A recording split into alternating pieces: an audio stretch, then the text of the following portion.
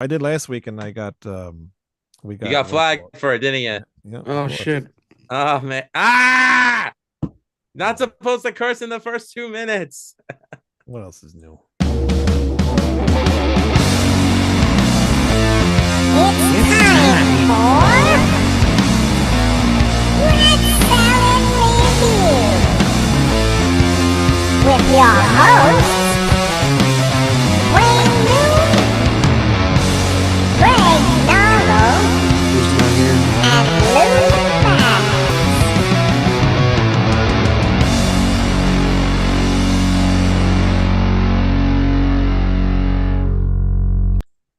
Welcome to the Rat Star Good Review. evening, everyone. Welcome to the Rat Star Review with the Hello. Rat Star Review crew, where we do that voodoo that we do so well. I always wanted to say that. And you just did, and it wasn't. Yay! Bucket list item. Yeah. Hello, Catman. I don't know. I If can He's die not Catman's now. here in yet. chat. He's not here, but I'm sure he will. Okay. Be here any moment. Welcome to Red Salad Review. Thanks for the intro, Lou. Hello, Stan. Hi, Greg, Stan. Greg is still not Hello. here.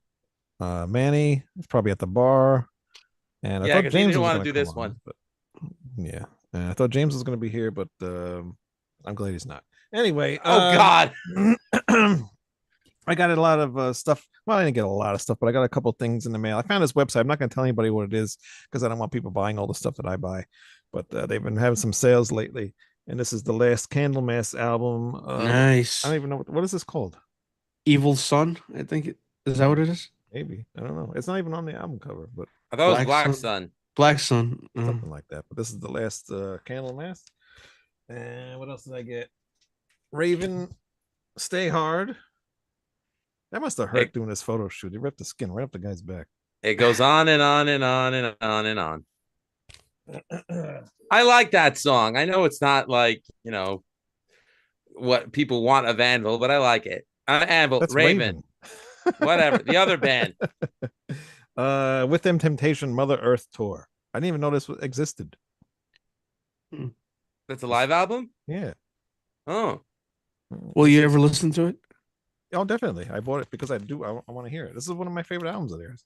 Yeah. They have like So two do good. you, I like the albums, like all their albums, but the newer stuff is just garbage. so do you buy vinyl, listen to them once, and put them away? I just throw them away when I listen to them. Isn't that You what you're don't supposed throw to do? anything away. No, I I can do. I tell throw by them looking away. at you, you pack rat. You don't throw anything I away. told you that's a green screen. Uh, That's what it used to green look screen. like. The green screen now just makes it look like I have everything still. To quote Cheech and Chong, green screen my eye. And this Lancer Tempest, really cool band. Not too many people heard of them.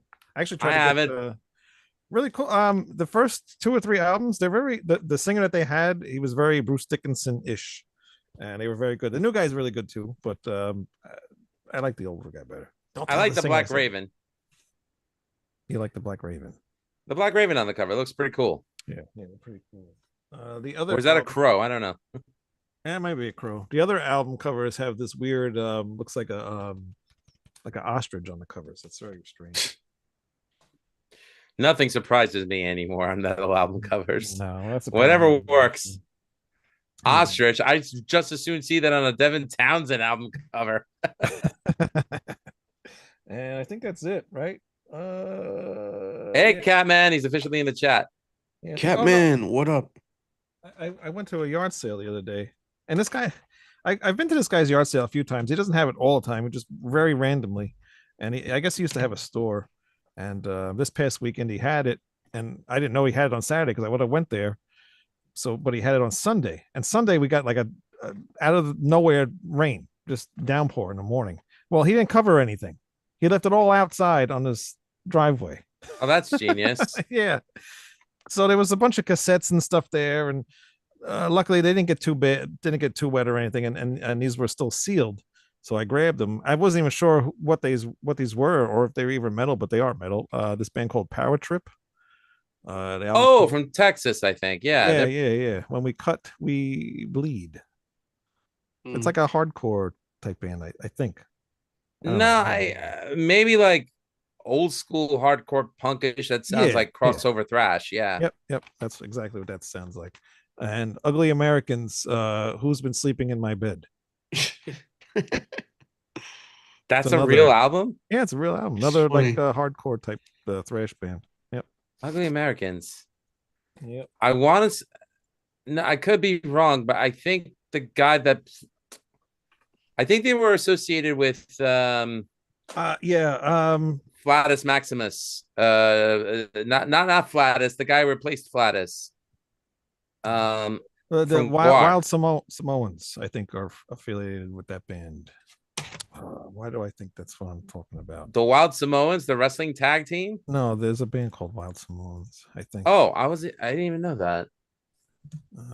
Oops. Again, nothing should surprise me anymore.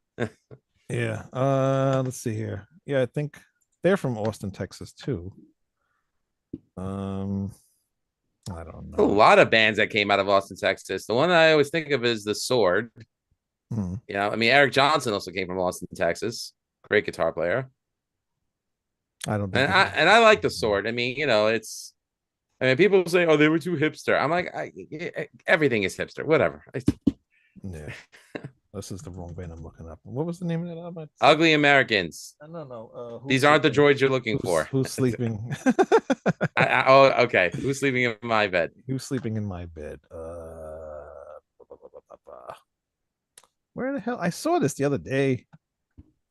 I don't know. It's gonna take. Forget it. Yeah. What else you got? That's it. Okay. Out of curiosity, this guy that you always go to his garage sales. I mean, he doesn't sell out of everything. No, he just keeps bringing out random things. Wow. Yeah. He must owe a lot to his county because, like, you know, those garage sales, I think you need to pay $25 to be able to do them for the day to the county. Garage sale? You have to pay what? Yeah, I live in town of Hempstead. If I wanted to do a yard sale or a garage sale of stuff for my house, I actually have to pay the county a $25 fee to be able to do that. Well, how are they going to know you paid it? You pay it on the town of Hempstead website. How are they going to know you did it or didn't do it? Doesn't matter. You book the day you want to do it and you pay. Yeah, okay, I'll do that.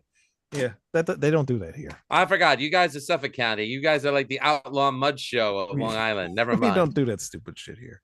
I did also get some other things at that sale, but they didn't have the covers for it. But Celtic Frost, Therian, yeah. And Alice Cooper Constrictor. I couldn't leave it sit there. I was like, I'll just take it. But you already own it. Like, what Who cares? I don't want this to get thrown in the garbage. Yeah, I mean, I paid $2. I paid $2 for this. Those if tapes. You were to put your entire music catalog on Discogs, how much do you think you'd get for it? I do have it on here. Hold on, let me see. Don't say $10,000 because no one will ever pay that much. No, that was actually the lowest amount. Say what? That was the lowest amount. It's the equivalent of like a Red Lobster meal. The lowest now because I've updated it, but this is still really out of date. 24,000. Dear God on high. Yeah, that's not a lot of money. Really, that's nothing. It's a lot of money when you don't have it. It is, but it's honestly that's really nothing. Okay. It's chump change, right, Stan? I could really use that. Thank you. I mean, like, I just don't understand why anybody needs, like, you know, multiple editions of the same album. It's just, I don't understand why you don't understand that. I mean, look, I got the Black Sabbath box sets. I'm good. Now, supposedly, I heard they're releasing another deluxe edition of this of I think either Eternal Idol or Seven Star. I'm not gonna get it because I got both. Exactly. Of them. I got the versions I wanted because they each come with the second disc. Eternal Idol has the live, not the live. It's got the demos with Ray Gillen on them, and Seven Star has the bootleg concert with Ray Gillen, which still sounded like crap because you could tell it was a bootleg. But still, you know, the collector in me wanted that. I'm not gonna go for just a single CD deluxe edition because it's not a deluxe edition. If it's a box set, though, I'd grab it. It's got some cool stuff. I'd get the Born Again one because, well, that would be cool just to hear the new remix. But there's the nuance behind that. Yeah. But funny enough, Stan and I, we were actually talking yesterday. He has this beautiful. You have the Gibson Firebird is yours, right? The one that you It's showed not a me. Firebird. It's a Cower Banshee. It's based on the Firebird, but it's 100 times better than a Firebird. It's like 6 pounds flat, no neck dive. It feels fantastic. It plays fantastic. It sounds fantastic. It's a great fucking instrument. And what's the Six- retail price on that? I don't want to say. All right, I'm gonna guess 3,000. more. More than 3,000. That thing's only got one pickup and one potentiometer. I know, dude. It's a boutique company but they do great work, and they're very Cower are full of very wonderful people, and the customer service is amazing. So It's probably handmade then, is what I'm thinking. As opposed yeah, to factory. and Okay, that is a big difference. But I just sold an amp, an electric guitar that I barely use, one of my Strats, and an acoustic that I'm not really playing acoustically anywhere. So it's just taking up space right now. So I got my 2 Strats, I got my 2 Deans, and I got my 5-string bass. I'm good. But unfortunately, when money comes in and you're like, "Ooh, I like that Jakey Lee Charvel," and you want to buy it, but common sense should take over me and say, "Don't buy it." So I'm gonna tell Aaron that I want it for Christmas, and I'm just kidding. But That's what I do. I mean, I don't need. But- I don't even want signature guitars. I tend to stay away. The only one I bought was the John Mayer PRS. Silver Sky. The Silver Sky. No, but I got the cheap version, and let me tell you something. It fucking rivals the Core. This thing is.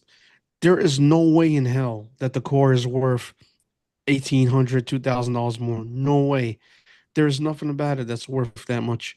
Because I played both of them, and the cheap version is fantastic for the money. Just because his name's on it. And well, I mean, the build quality is great, and that's the reason why I bought it, because in my opinion, it's better than the Fender equivalent, like the Mexican Strats. Yeah, the SC equivalent of the PRS would be the Mexican Strat. Anything lower than the Mexican would probably be of lower quality. Although the Indonesian Strats that Squire's been putting out are pretty good. You can't go wrong with a Japanese one, and of course the American. If you could afford it, that's great. But I would stay away from the Chinese models because, well, for one thing, the frets are always misaligned and misplaced, and they're sharp. They'll cut you, and the wood of the neck is just blah. But again, Oh, so sorry. they could Wayne, but they could produce them in mass quantity, not quality. But no, I agree. The PRS SCs are very, very good guitars. And I got it for, I think the cheap one goes full retail price is like maybe 850. I got it for $500, and it's a great fucking instrument. It's worth the money, and it's the only signature model that I care to keep. Otherwise, like I tried those John Petrucci guitars, and they're fantastic too.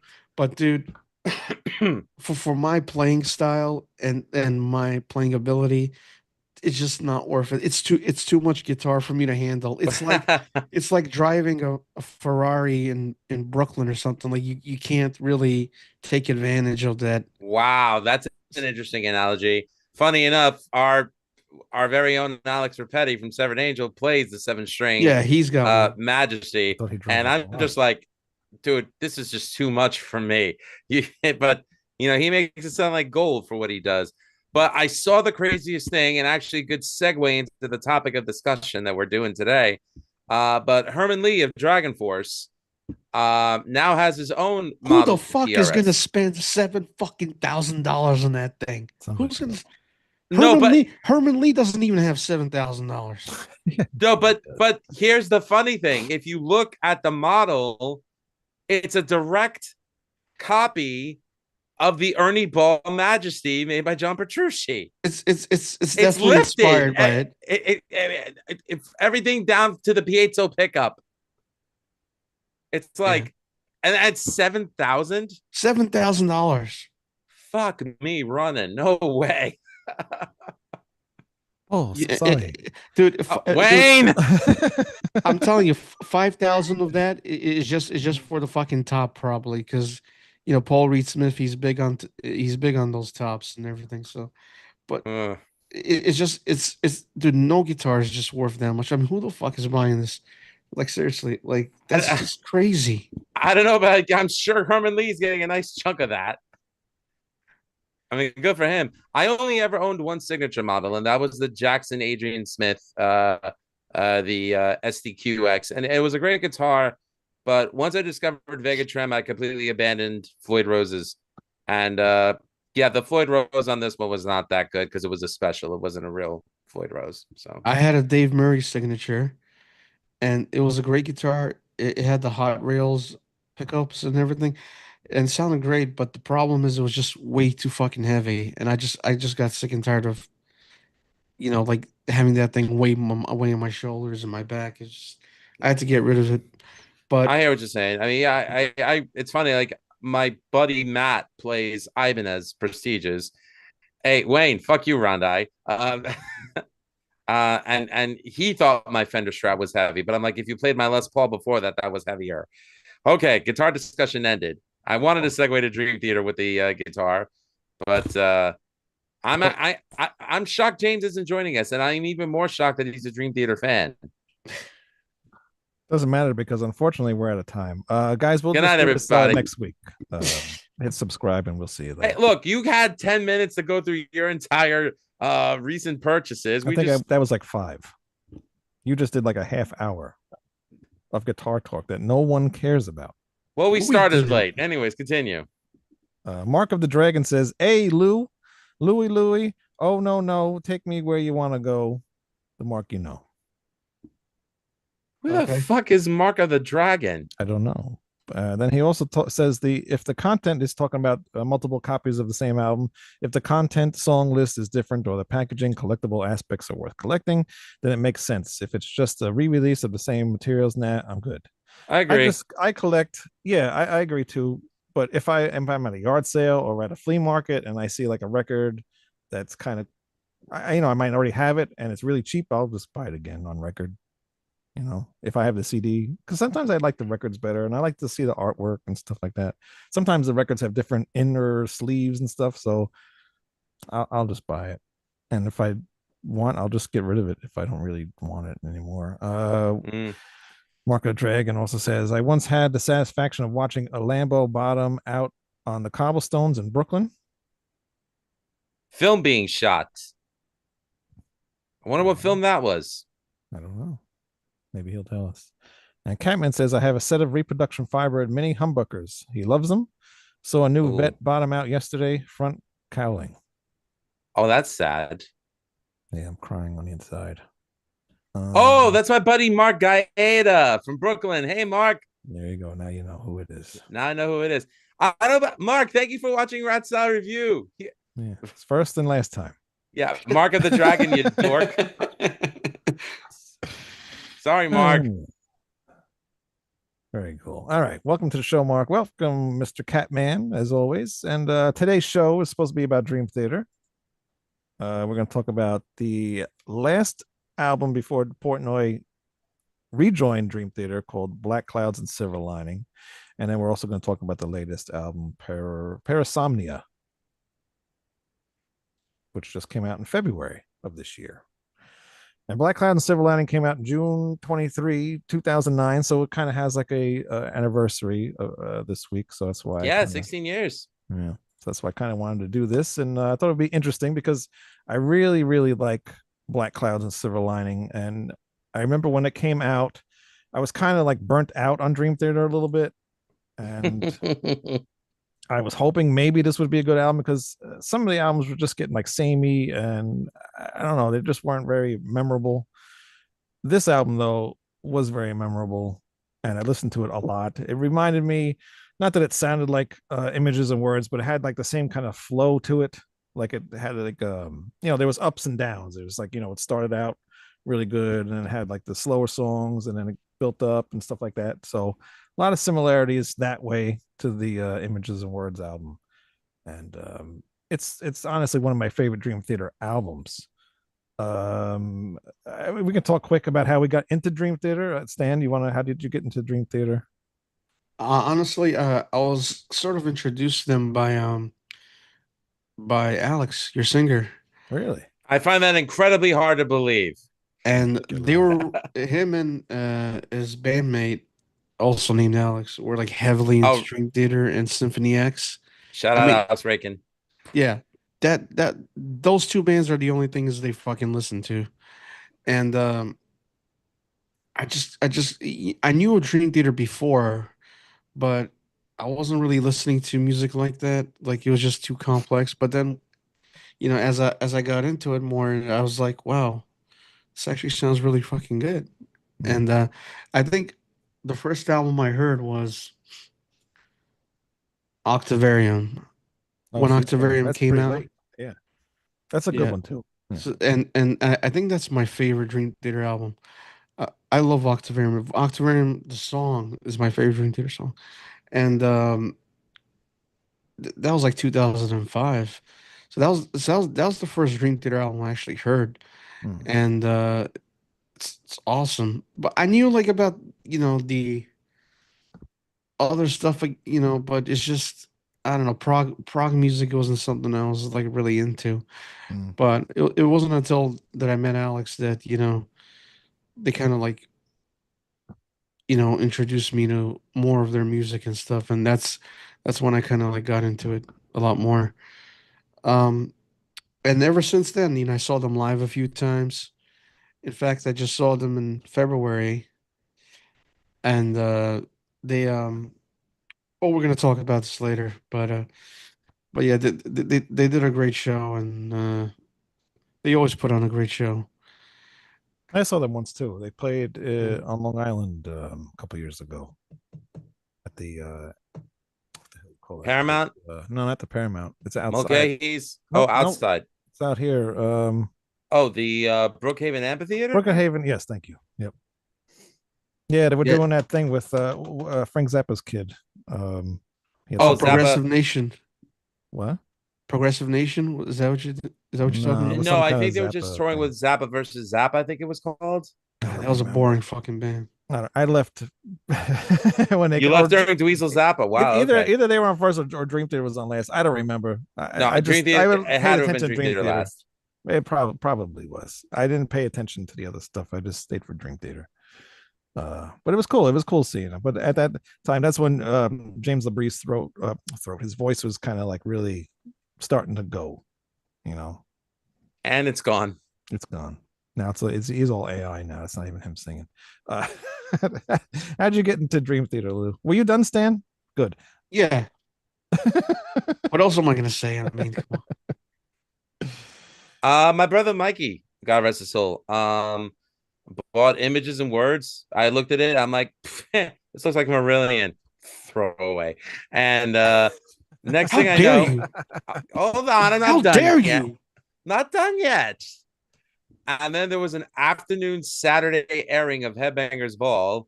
This was in summer of '93. And then all of a sudden they had the video for Pull Me Under. I'm like, what the hell is this? And all of a sudden I saw this like long-haired dude playing this gorgeous black Ibanez with like Picasso style like patterns on it. And it was John Petrucci. And immediately upon hearing the song, I was hooked. Now, mind you, the video is only 5 minutes long, Yeah, sure. but on the album cut, it's like 9 minutes long. Yeah. And I was just like, why couldn't they do the 9 minute version? And for about 3 years straight, um, aside from Typo Negative and Kiss, and probably, yeah, Maiden and Ozzy and Black Sabbath, like, if I wasn't listening to them, I was listening to Images and Words. That album became like a benchmark for guitar work for me. Probably one of my all-time favorite albums, and still love it religiously to this day. I mean, not one bad song on it. And of course, Q104.3 started playing Pull Me Under, and they started playing Lie and Caught in the Web. So I was like, oh, great, Dream Theater's breaking out. Well, yeah, that didn't last long, unfortunately. It's funny. Everyone talks about the greatest of Kevin Moore, of Mike Portnoy, but I think the reason why those two Dream Theater albums work so well was because of Kevin Moore. And I'm not gonna lie, when they announced that Portnoy was coming back into the band, I was really hoping that they were going to announce Kevin Moore was coming back into the band. I thought they did Mangini dirty, and I thought that was real dick of them. Dream Theater, I love you, but that was a dick move. I don't know. I think from the beginning, I would assume that Mangini knew at some point Portnoy was going to come back. Dude, he was in the band for 15 years. I mean, like he literally stopped teaching at Berkeley. He stopped all of his session work just to be loyal to Dream Theater. Yeah. And it ran its course. It ran its course. That's it. You could have said the same thing about Portnoy back in 2010. Did you hear the albums that they did with Mangini? Do you remember one fucking song? Yeah, Looking Glass, because it was a remake of Limelight from Rush. Okay, fine, point taken. But still, you don't do that to your bandmates. Yeah, he understood. James LaBrie's band now. It is James LaBrie's band now. Yeah, he's back, and that's where he came from. So he's back with him now.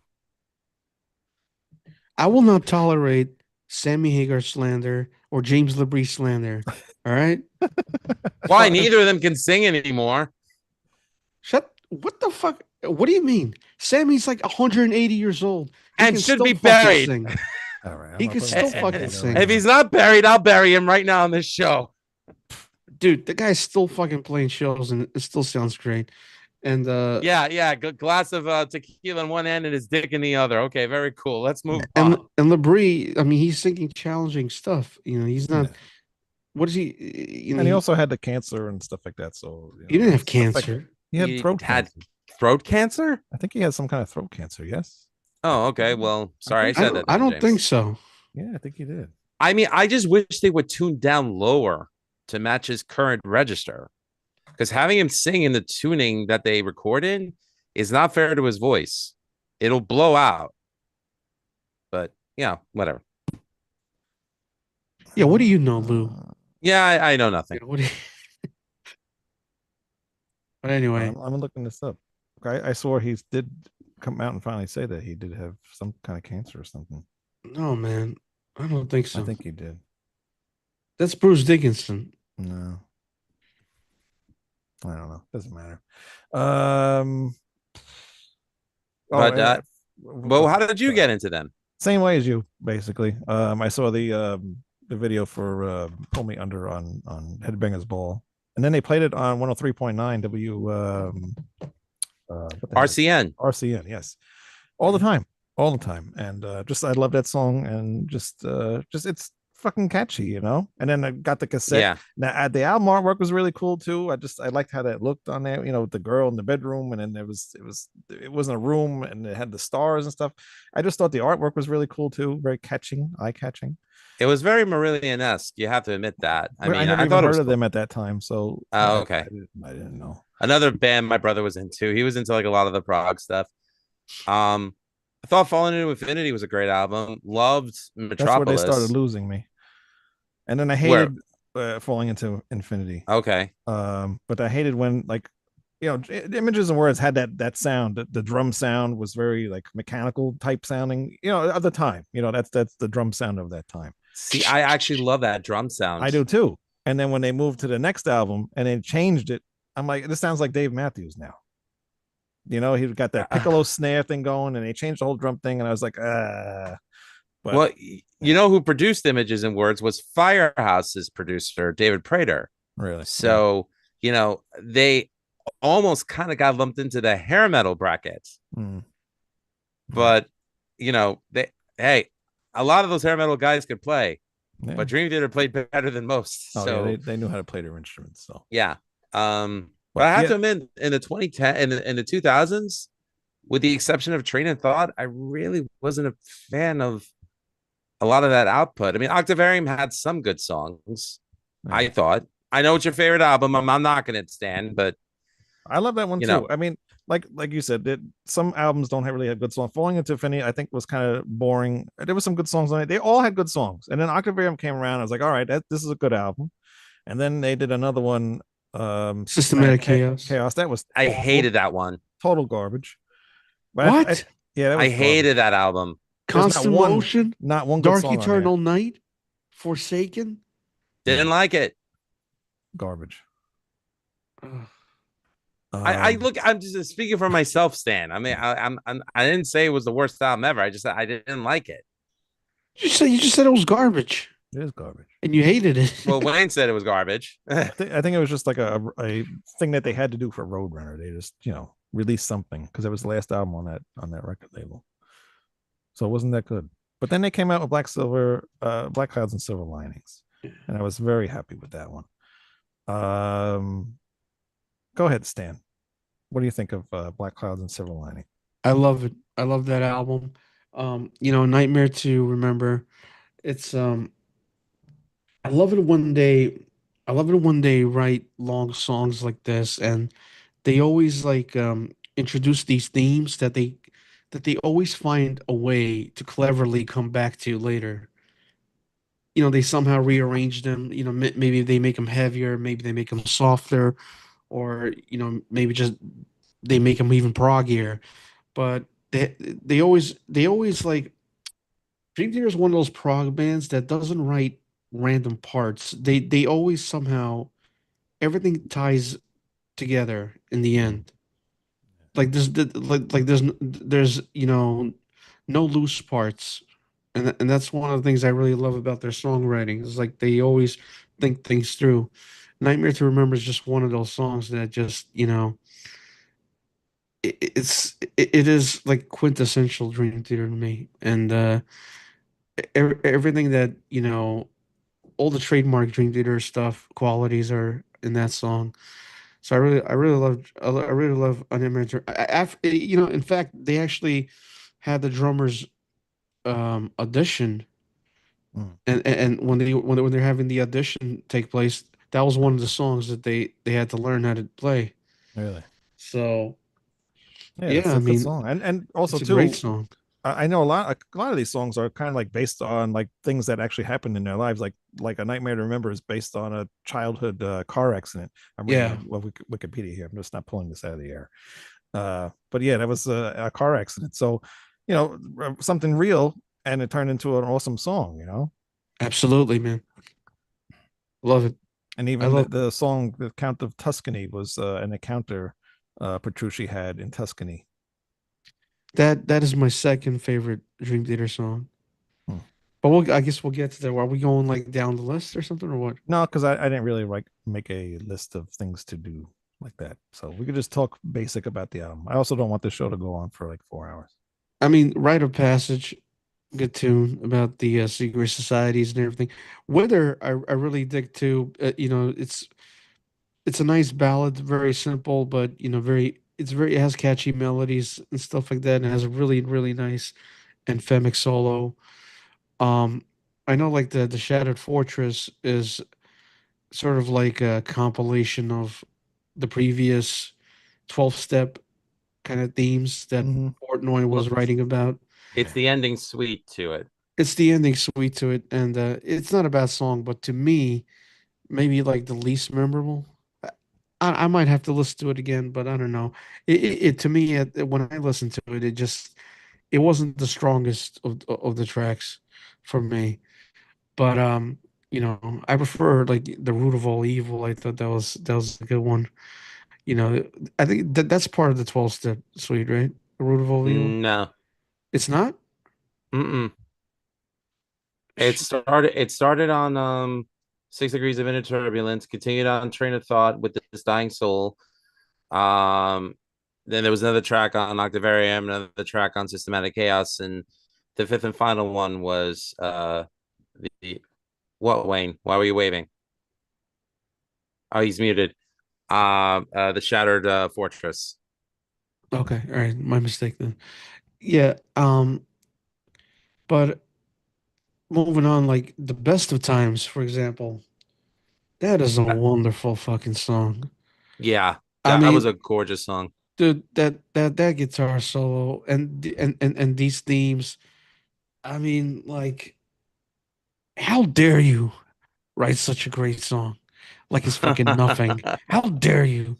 And it And then make Hmm. it like 19, 20 minutes, 13 minutes, 12 yeah, But minutes. not boring. Right. and Yeah. they played it.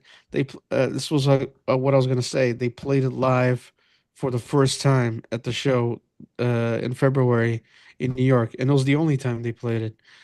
And Well, I think they did that as a tribute to Portnoy's dad, who yeah, passed, right? So yeah, and dude, it was wonderful. I mean, that is a solo that I really want to learn how to play too.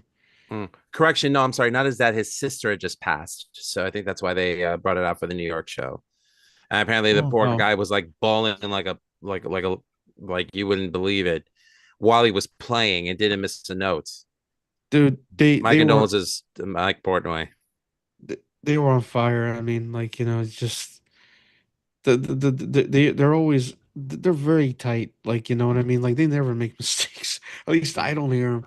But it was really cool hearing that song, and it really surprised the shit out of everybody because nobody was expecting that shit. We just thought we are gonna hear "Pull Me On There" and everybody's gonna go home. But it sounded really wonderful. I love the very beautiful anthemic guitar solo that Petrucci, broke into later in the song. And it has so many wonderful themes. But The Count of Tuscany, that's another song that has so many good themes. I mean, everything is just so melodic, so memorable. And once again, amazing solos. The Count of Tuscany has like, ah, I mean, what can I say? Like, it's just my my second favorite Dream Theater song. And again, it's like nothing is, you know how Maiden write long songs, but you feel like they could just cut it down a couple of minutes and shit like that. Yes, yeah, but Dream I feel Theater, like if you did do a Dream Theater song, you would take something away from it. exactly, and because everything is there for a reason, and it's like like a song is like this whole big event that you're sort of being exposed to. It's an event you're experiencing, and I mean, the Count of Tuscany. I mean, it actually goes by really quick, even though it's like almost 20 minutes long. It actually just speeds on by, and it's a wonderful, wonderful, wonderful song. What do you think about it?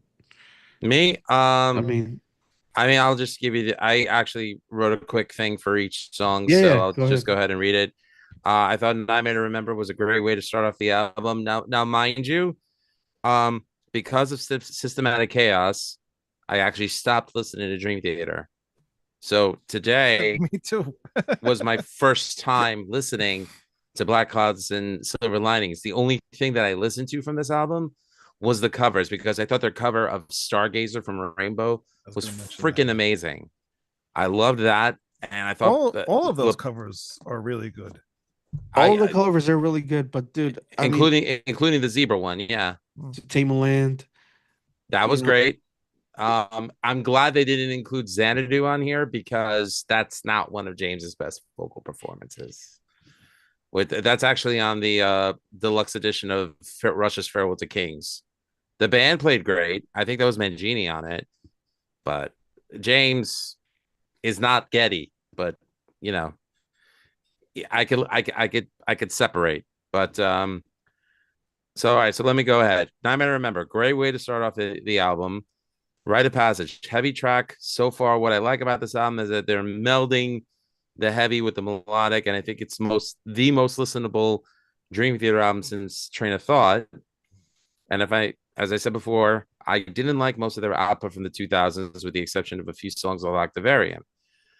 Wither, beautiful ballad like track. Oh, by the way, and Rite of Passage was about Freemasonry, from what I yeah. read. Stan. Wither, beautiful ballad like track, and it's reminding me of why I fell in love with their music upon hearing images and words for the first time. a little reminiscent of I Walk Beside You in the chorus, but I'm enjoying the little nuances like the orchestration here. Shattered Fortress. Fuck me, where has this version of Dream Theater been hiding since the 2000s? It's awake on overdrive, and I'm loving it. So far, this album makes up for Systematic Chaos, which is my least favorite album that I've heard up until this point. And yes, I recognize that this song is a continuation of the 12-step suite. Loved it. Best of Times, I'd have to say that that's my favorite song on the album. Beautifully arranged and has the perfect combo of technique and melody from Dream Theater. Probably the most relatable song if you've ever felt the loss of a loved one. Count of Tuscany. From the beginning, when I heard the song, I was thinking of the old line, "Let your freed flag fly." Well, this is DT letting their inner Rush flag fly, especially in the beginning of the song. And even when it gets to sound more like them, it's just a killer epic track. Amazing that this album only has one track under 10 minutes, and I'm not bored. All I could say is Dream Theater, Severed Angels got you in checkmate once Cost of Creation comes out next year. Dream Theater, we're coming for you, sucker. Okay, Booker T. Before I say anything, hello, Al. And he says, Al Horta? Al Horta. Hello, Al Horta. My And he says, dude. good evening, gentlemen, and Wayne. That's why I don't like him. But Black Clouds and Silver Linings. The one thing I was going to say about this album is that I noticed that I think they realized like how their other albums, like they got the shitty things aren't on this album, and they took the good things that they did over the last few albums before this and put it onto this album. You know what I'm trying to say? It's like there's stuff on here that sounded like it could have been on the Infinity album. There's stuff that could have been on Octavarium. There's stuff that could have been on Images and Words, but they took all the good stuff about it and put it on here. I could see that. And this is I actually have the box set because I did like the songs that much. I bought the box set. This nice felt cover here, very very nice box set here. This has got the 3 CD version, and it's also got the regular CD. It's got the cover songs, and it's also the instrumental versions of the songs, which I don't know why people put that on deluxe packages. Do people For really those who don't want to listen to Labrie? I guess. But a lot of bands follow in that suit. Periphery. We've been doing it for the last couple of years. I don't know. Like, if you got a good singer, why do you want to take them off of there? Karaoke. I guess. Probably. And this was kind of a cool idea. You can put this into like a mixing program or whatever and mix the album however you want to mix it. I never did it because I don't know how to do that stuff, but apparently you can take the stems and play around with the album. That's interesting. Yeah. And it also came with a lithograph and a mouse pad. Back then when people really gave a shit about mouse pads, and came with the vinyl. Well, the weird thing about the vinyl in this, it didn't come in like a vinyl case. It just came in like 2 loose record sleeves. That's kind of weird. But still, I like this album a lot. I think it's one of my favorites. And that first song, that's probably my second favorite Dream Theater song after Pull Me Under. That's how good that song is.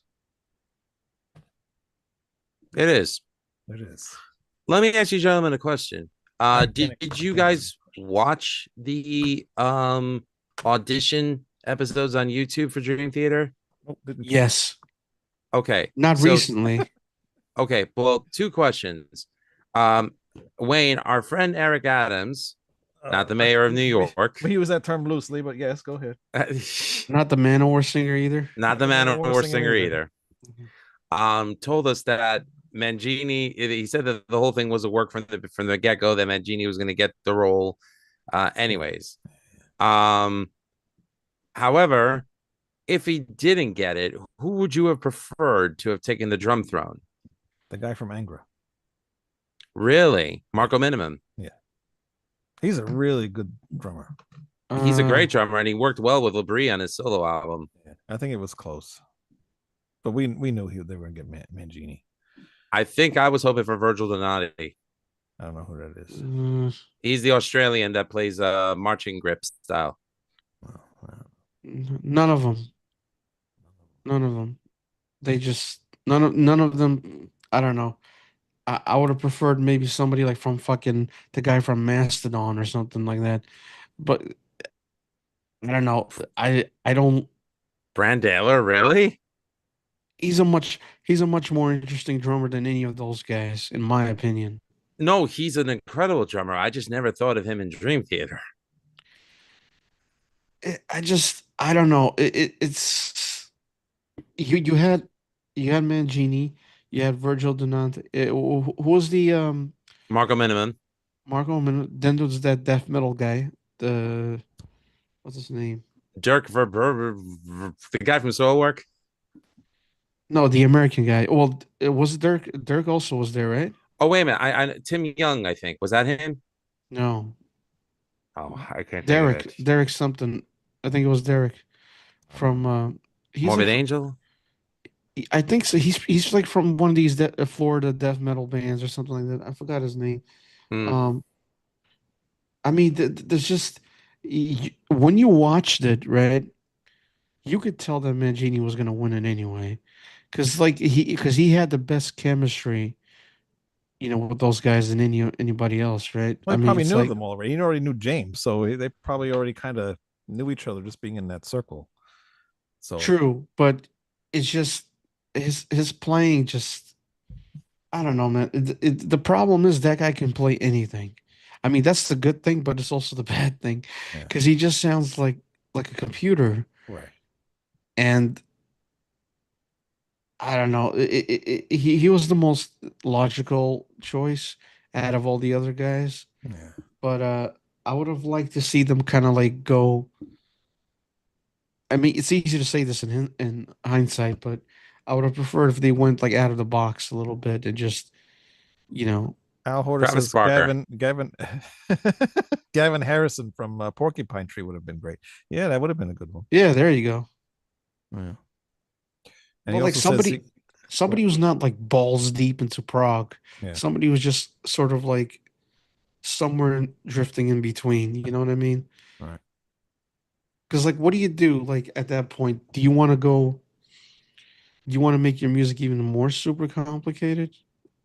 Do you want to be where do what you've always been doing? Do you want to like take a step back? I mean, They should have got it, the drummer from Weezer. there you go, the drummer from Pat Weezer. Smart. There you go. Yeah. Well, I'm glad they didn't get Danny Carey of Tool because they would have just been like, "Can you play faster, please?" Al Horter got tickets to see them down here in Clearwater, Florida. Pretty psyched. Very cool. And he also agrees with me with the newest album having elements of a lot of their past albums. I was talking about Black Clouds. We'll get to the newest album soon.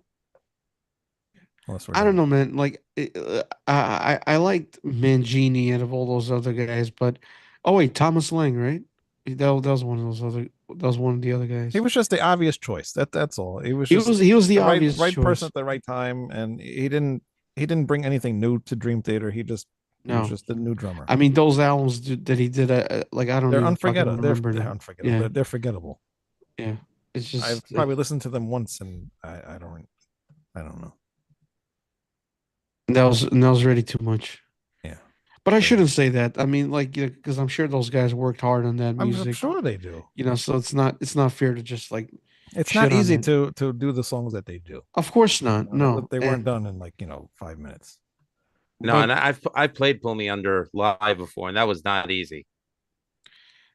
but there's just something about like when Portnoy is there. There's a certain chemistry that they have, and it was evident that like on Parasomnia that you hear you're not only listening to Portnoy, but like you're feeling him. You're feeling his presence throughout the album, like throughout the writing, throughout the spirit of the songs.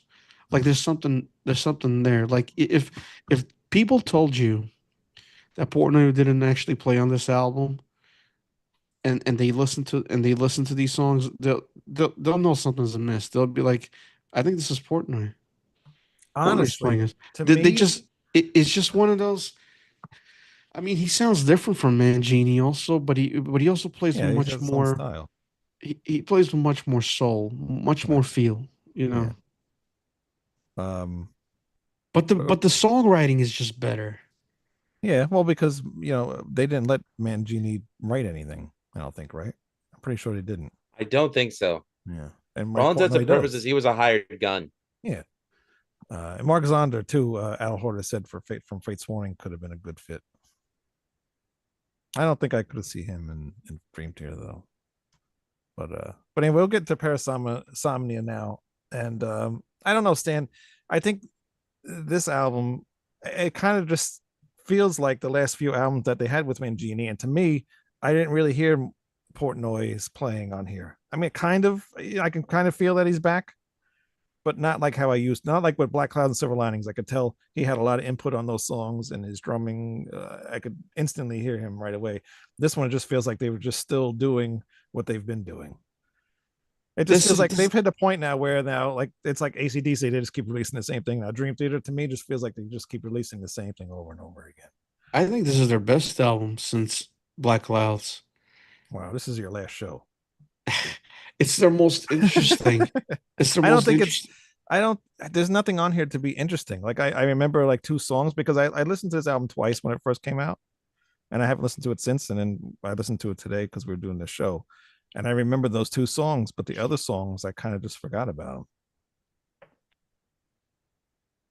I liked I like Night Terror, I like Midnight Messiah, but my favorite one, I'm gonna have to go with Bend the Clock. That first of all, I think it's Labrie's best performance on the album. I His think vocals do sound good on here. he really shines on here, and also it kind of helps when Andy Sneap is mixing your album. I It was just gonna sounds say that too, yeah, because Halford sounds like Halford now, and it's kind of yeah, strange. and also when Petrucci goes on that 2-3 minute Gilmore esque solo, oh my god, dude, that sounds fucking Petrucci, man. How dare you write something so good? Like Take it it's easy, nothing. Greta How Thunberg. dare you? I mean, it's just I don't know how he can keep coming up with song after song because he does his own solo stuff too. And then they had Liquid I Tension know. Experiment, and then he's got Dream Theater. Like, how do you differentiate which band you're going to use what song for? And why When wouldn't you you're keep some that of these dude, good songs for Dream Theater? I don't know. It's just kind of like he's he's doing just too much What with super so little. sells? Dream Theater. What doesn't? Liquid Tension Experiment. Right. So stop doing that and put the good stuff with Dream Theater. he, It's he's just super talented. I mean, that's a wonderful guitar solo. That's my favorite song. And um so yeah, that one, Bend the Clock, is fantastic. Um and the Shadow Man incident is really cool too.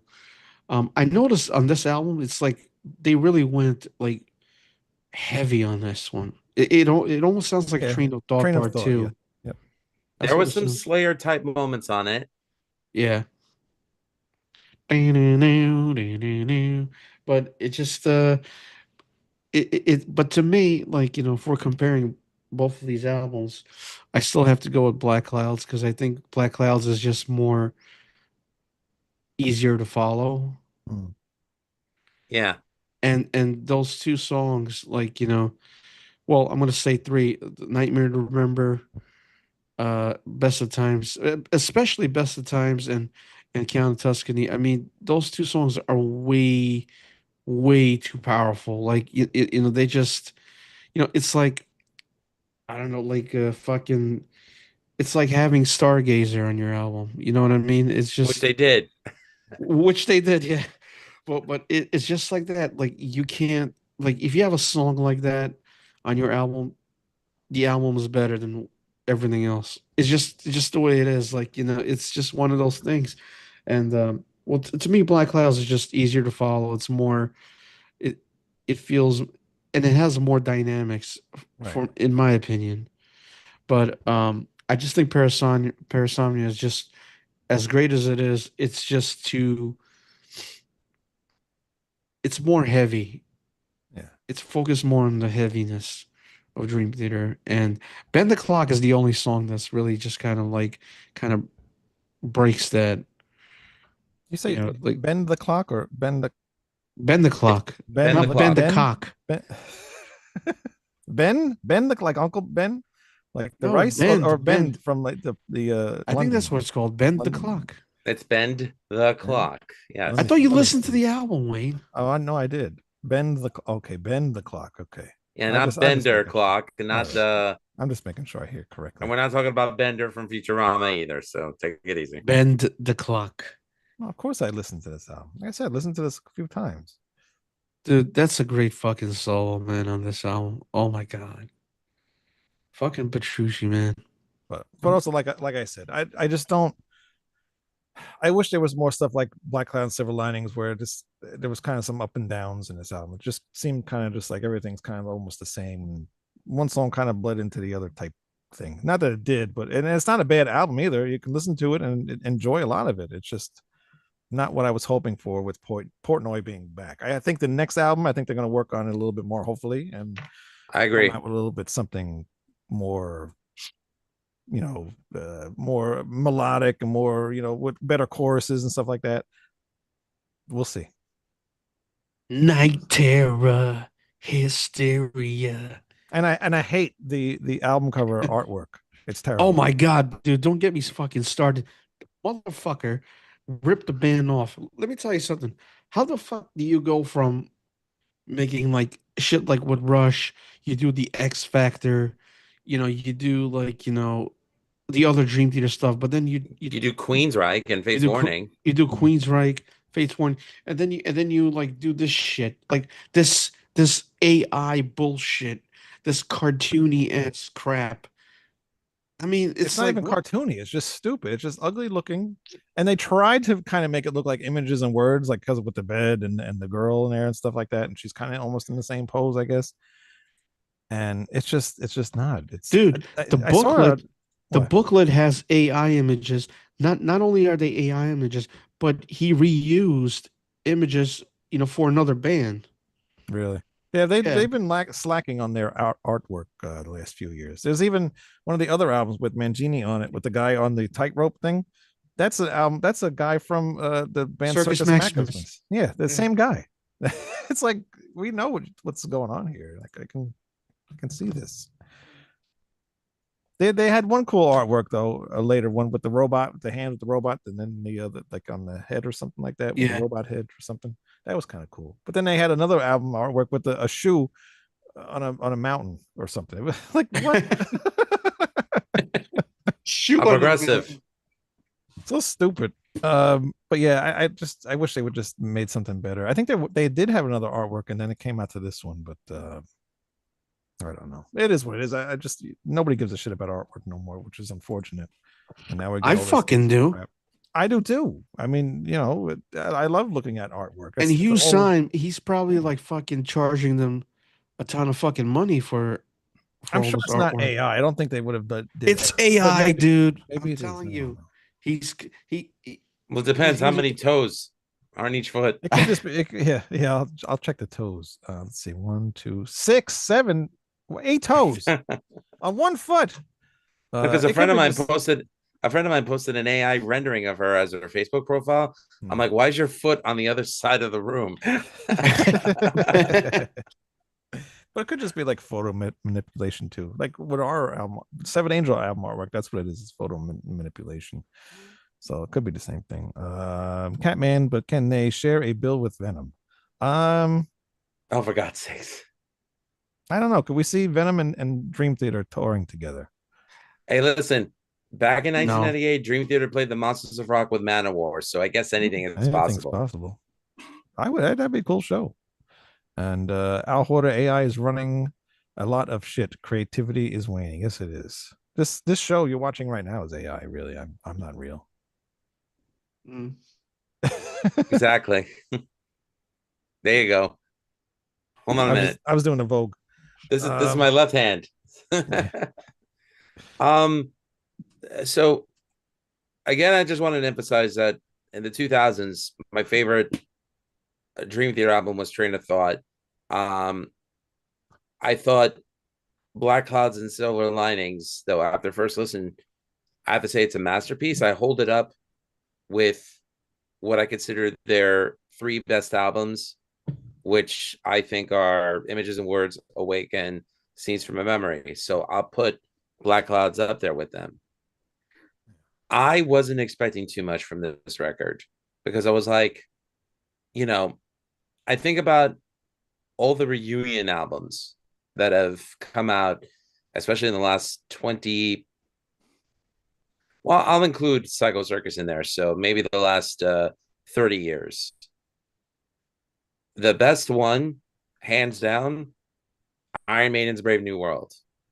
Mhm. So, in that sense, my standards were high. I like a lot of parts of the songs. However, what makes an album like Brave New World or Black Clouds or Images and Words stand out? Memorable songs. I don't feel like this album has them. Memorable parts, yes. Memorable songs, not really. No. But I thought that a track like In the Arms of Morpheus it was a decent instrumental to welcome Portnoy back into the band. I thought Night Terror was decent. Um, I liked Dead Asleep and Midnight Messiah. Uh, Bend the Clock, I wasn't expecting that to be as good as it was. And Shadow Man Incident, it was a good way to end the album, but ask me if I remember anything from it. All right. Not a thing. Yeah, I think they played it safe on this album. They have to play it safe because they're trying to regain their relevancy. They tried to do the same thing on this album that Judas Priest did with Angel of Retribution. That was a good album. That was actually better. Yeah, in Judas Priest's favor, it worked. Yeah. And not Dream Theaters though. Confess. Right. Loch Ness. Well, he is wearing a Bigfoot shirt, hat. So yes.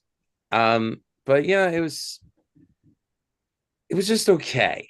I mean, it was good. I expect better from them next time around, and I'm sure there will be a next time around. By the way, the one thing that we failed to mention, Black Clouds and Silver Linings, was the first time that Dream Theater broke the top 10 of the Billboard 200. I didn't know that. Yeah, so they actually, they finally broke out of top 40 and into top 10 with that album, and they had a sequence of the first two albums with Mangini after that debuting top 10, but then I guess after that people were just like, it's not the same. So number 6 on the Billboard 200. Yep. But their only certified gold album is still Images and Words. Yeah. And the album also debuted number 1 on Billboard Top Internet Albums and number 2 on Billboard Top Rock Albums. Interesting for a band with no airplay. Yeah. So. And the album also marked the first time that the band hit the number 1 spot in Finland. Finland, really? Yeah. Oh, okay. So, I mean, if we were to compare one to the other, Black Clouds and Silver Linings wins hands down. Best album. Yeah, I agree. Yeah, it's an awesome album, and Parasomnia is good, it's decent, but it's just not as memorable. It's missing something. It's just missing those memorable, choruses and just whatever. It's just not as memorable. And I'm hoping that the next one will be. But if you haven't heard it yet, check it out. It's not terrible. It's good. Stan likes it. What does that mean? Whatever you want it to mean. But yeah. All right. I think that's it. I think that's good. I think we did all right. Yeah. Any more comments? No. And if there is any, it'd be from Al Horder, and I'm not reading any more of those because he said you would think AI would actually improve me. Impossible, Al. You can't improve greatness. All right. I'm just glad Portnoy's back in the band, and regardless, and he's been missed, and I think this album's it's a good start to the reunion. You know what I mean? So Yeah, it's no, as just I said, it's a good start. It's a safe, good start just to get rid this. of the fucking artist. Oh, Get a the new other artist next album. get a good, yeah, get a better one. The other thing that I didn't mention this before because I didn't even think about it. The keyboards. I think Jordan Rudess' keyboards they lowered them. I don't know why, but they're so low in the mix on this album. It's like they almost didn't want them to Are be they? heard. They seem very low to me. I don't notice that, They but seem very I think hidden. everybody's pretty audible. Now, not compared to like the previous albums. This one just like I don't know. It's like I don't know. It's very strange because usually the keyboards they're very out there. They're very like high up in the mix kind of. Right. This one they're kind of just like, you know what, Jordan? I don't know Mm, if I really like what you did here. Let's just bury it. So like, I don't know about that because you see the thing is Rudis is he's not just handling keyboards, he's handling orchestration and stuff yeah, like yeah, that. yeah. I know, and that's You cannot afford to just drown that out. It just that's what I don't hear a lot of on here. I hear it somewhere, but it's like so buried, kind of. I don't really hear it like normal. Like I would hear it on all the other albums. It just seems a little buried mm. here. And I Well, still miss Kevin Moore. But you bring up Kevin Moore so much, and I kind of agree with you. But then I also think, what has he done since? Turkish film soundtracks. Exactly. So I actually think he's out would of the music industry for good. I would think Dream Theater be any better with him in it? I he's think probably one of those not. like insufferable people or something like that. yeah. I mean, it's I just mean, he didn't even stay long in Fate's Warning. He played on the Disconnected album. Yeah, he doesn't and even want to acknowledge that his time in Dream Theater even existed or something like. I don't know. He's just very. Which is crazy because he's I such don't- a killer songwriter. well, now he's a doctor, so Oh, yes, that is true. yeah, So I guess he's making more money now. yeah. Eh. He's not. He's like fuck this proc shit. He's like, oh, I don't want to care for artistic integrity. I want to There's no make chicks money. here in on at the show. I Why want should I to. do it? I want to not get sued with malpractice insurance. Yes. but yeah, I really don't think he would add anything to Dream Theater, to be honest with you, unfortunately. Even though I All do right. miss those albums that he was on were their best ones, but um, I don't think he would add anything now. Catman says, "Shoot me now." I wasn't a major fan of Angel Retribution, and Loch Ness was one of my favorite. Was one of my few favorite tunes off of it. Why wouldn't they be Turkish? Why No, I'm wouldn't just they be saying he Turkish? I don't know. literally Well, was making soundtracks for Turkish films. I like Yeah, Turkish food, but besides that, Loch Ness is a great fucking song. It is. it's That's a great it Sabbathy is tune. pretty cool. Al Horter says he likes Sharinian Confess. in the band. Yeah, he was cool too. And God's Bow, Dream Theater, wow, Perfect Strangers, Prophet of War. Yeah, some Yeah, good stuff. Prophets of War is a great song too. Very musy. I like Sharinian in the band too. And the Yeah, live album they did with him was dude, very good. Sharinian was talking shit about Labrie and recently, and he had to delete his posts and everything like that. He was starting beef, and Labrie's son came to his defense and said some snarky ass comments back, and I can't remember what it was, but Sharinian was also like taking a jab at Jordan Rudess because he has the sheet music and shit Mhm. on stage or whatever like that. Apparently, he was just poking fun of that. I don't know, whatever. But Well, I mean, really, Jordan Rudess uses sheet music on stage. yeah, Oh, I thought that was that app that he invented, that WizKey. I think I forgot what it was called, but I remember actually downloading that on my wife's uh her tablet because we wanted to try it out, and it was pretty fun. And you can make like Jordan Rudess type solos on it. yeah. The novelty wore off very quickly. But who cares? Like the guy is playing some. He's playing a ton of complicated stuff. Like let him use sheet music. So what? Yeah, Whatever. like, Who what the gives hell a does that shit? matter? Yeah, Shouldn't but matter. I don't know. It just it's not cool when like other musicians are shitting on other musicians. Dude, you're a fucking professional. What the fuck are you doing? Like I've writing. never, I've never Oh, heard anybody say anything bad about James Labrie ever. Have you? Like, I've never heard anybody say anything bad about him. You mean personality wise or Yeah, talent wise? just personality wise. The guy that produced Aaron's album, George Fullen, was an engineer on Train of Thought because they actually recorded that at Pi Studios in Glen Cove. Mhm. And he actually said that he didn't mention who, but he said that two of the members of Dream Theater were real divas in the studio. And he's like, I don't want to mention who because I don't want to disappoint you. And I'm thinking, I wonder if he's talking about Portnoy and Petrucci. That's what I would think. But I don't know. From what I heard, Petrucci is like really cool with the fans. Yeah. Well, that's the thing. It's like they may be cool with the fans, but sometimes I think they conflict with each other. Yeah. Because again, it's like at this point, the two senior members of Dream Theater are John Young and John Petrucci. Right. I don't know if Portnoy came back in as a partner or as a hired gun this time. I have no idea if he's, yeah. So, but I thought that was an interesting story, but I was really disappointed to hear that. And I was like, you know what? If I never meet them, I'm okay with that. Yeah. Because I mean, I'd hate to meet. I could see Portnoy because I've heard that about him. I met But Portnoy, about I met Petrucci, and they were both cool. So I don't know. Petrucci's a very, very nice guy, though. I met him a couple of times. He's really cool. So he's very laid back and Yeah, I've he's heard very interviews. generous with fans. Yeah, I'd they be afraid to sound tell him cool. I'm a guitar player. Dude, you know, he's just upset that like, you know, there's no hot chicks playing, you know, his guitar. His wife plays it. Yeah, she does.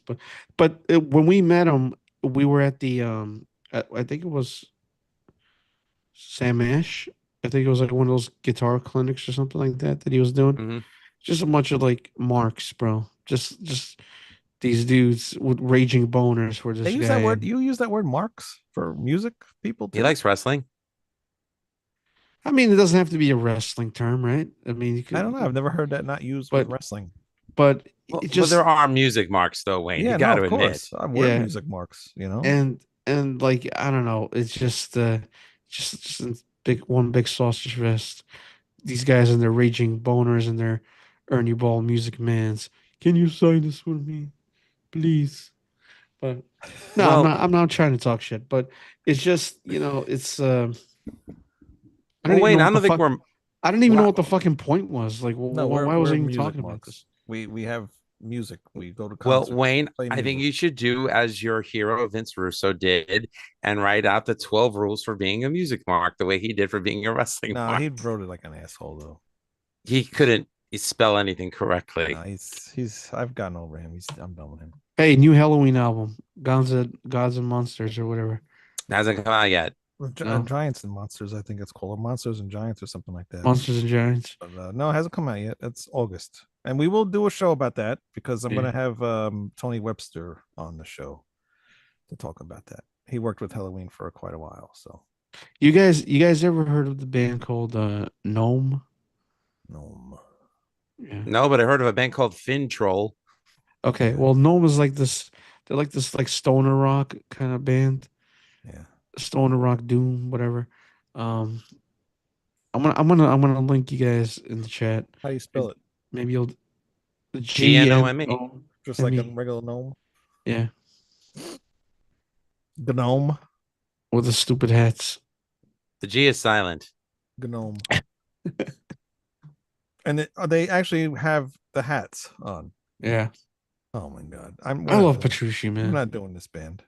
They don't even dress up like gnomes. They just wear the hats. And they Bro, look just retarded. listen to watch the fucking video. Not now. I mean, we're still doing the show, but you know. Why do you find these stupid things? Yeah, I'm not watching that. All right. Anything else? Let's. Yeah, I mean, these are two really good albums, and Yeah, they're good. Black and Clouds is better. great playing, great musicianship. You know, excellent production. You know, like And Portnoy's back where he belongs too. Yeah, I mean, no matter what these guys do, they're always at the top of their game anyway. They never phone it in, and yeah, I'm really looking forward to hearing what they got next. It'll probably be a while, right? But sure, it'll Probably be worth the another wait 3 anyway. years or so. Yeah. And just want to give a quick shout out to Bettina of Mean Streak, who that band is also the band of John Petrucci's wife, Rena. She's Um, great. she is amazing, She's and they have their drummer Yale, and they got their new bassist Irene Eliopoulos from Queens, New York, who's also in the Molly Crew tribute Red Hot. Shout out to my homegirl Irene and Bettina. Hope you're doing well, and don't forget to pick up the new Severed Angel album.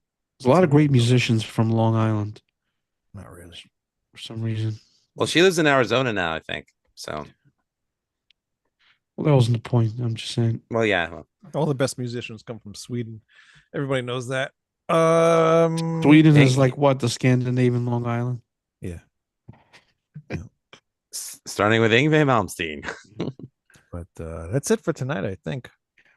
Thanks, Buy the new everybody. Severed Angel album. Buy the new Severed Angel. Well, he just put that up. SeveredAngel.com, SeveredAngel.bandcamp.com, RocksRecords.com. Are you on tomorrow with Almost Human? Yeah, tomorrow we're doing hold on. We're doing By the way, watch Ralph's newest episode of Suck versus Suck, where he discusses Rocky 4 soundtrack versus Top Gun soundtrack. I think we talked about that, I think. Off air. But Okay. tomorrow's Twisted Sister on Almost Human Live. That'll be on 8:30. So that'll be fun. And I just watched Pee Wee Herman's Big Adventure with my son again the other day, and they got to that scene where Twisted Sister's in it, and I just that movie's funny. See no evil. That is like one of the top movies ever. It's just so good. It's never not funny. No matter how many times I watch that movie, I just still laugh at it. Just that Big good. Top Pee Wee wasn't as memorable. It was not. I tried to watch that not too long ago, and we stopped it like midway through the movie because it just wasn't that good. And that movie made me not like egg salad. Sorry, Stan, go ahead. I was just gonna say, like, Napoleon Dynamite has that effect, like, where no matter how many times I watch it, I'm always laughing at every scene. It's so ridiculous Yeah. and just so funny, like that and Office Space. I never liked Love it. that movie. I love all Yeah. three of those films because they're so absurd. It's ridiculous, but somehow, like, they're always like relatable, and Yeah, because as you get older, they just kinda become like even real life. funnier. Yeah. That's why I think Pee Wee's Big Adventure is just every time I watch it, just funnier and funnier and funnier. Just I don't know, it's always something that I missed or just didn't pay attention Why to. did they give this guy such a hard time? Because he was caught jerking off at a porn theater. What else are you supposed to Did be you doing watch the at a porn documentary, theater? by the way? What? Did you watch the documentary? I haven't, I but don't I watch want the to. documentary, no. But You gotta watch it. It's good. I mean, like, that's what you do at a porn theater. But my You question really is, don't. considering his orientation, like, why was he doing that? He was stressed out. I don't know. He He needed some relief. No, I meant he fancied men. So here he is in a straight theater watching them. How do we know it was a straight theater? Because I remember the names of the films he was watching. One of them Why was do you called remember that? One of them was called Nancy Nurse. Nancy Nurse. Wow, so he was in there for a while, huh? Yeah. 3 films, triple feature. Holy shit. But I don't One know. X for each. I never held that against him. And even the other thing that he got caught with too was with the underage kid pictures or something, which it wasn't. It was something stupid. It was an old magazine. You gotta watch the documentary. And it makes things make sense. I mean, unfortunately, they got away with a lot of stuff back then. Remember when they actually released pictures of Brooke Shields Right. in the 70s, and no one said a damn thing about it. Yeah. But now we know better, and that was wrong. Right. Even like the Scorpions album, that one with the little girl in the front of Yeah, it. that I'll was never stupid. buy That's that album for that reason. No. But that's just how things were back. Even look Led Zeppelin with the girls on their cover, House of the Holy. They got naked younger girls on that, and it's just how things were back then. Why? I don't know. I wasn't born back then, but it was more accepted. The European laws are less stringent than the United States. Yeah. Yeah, that's true too. So, but the whole Pee Wee thing. I mean, he was a collector. He collected tons and tons of stuff, and he didn't. I don't even like he said in the thing. He didn't even remember he had it. It was just he's just got like a warehouse full of shit, and it was just he just had it there.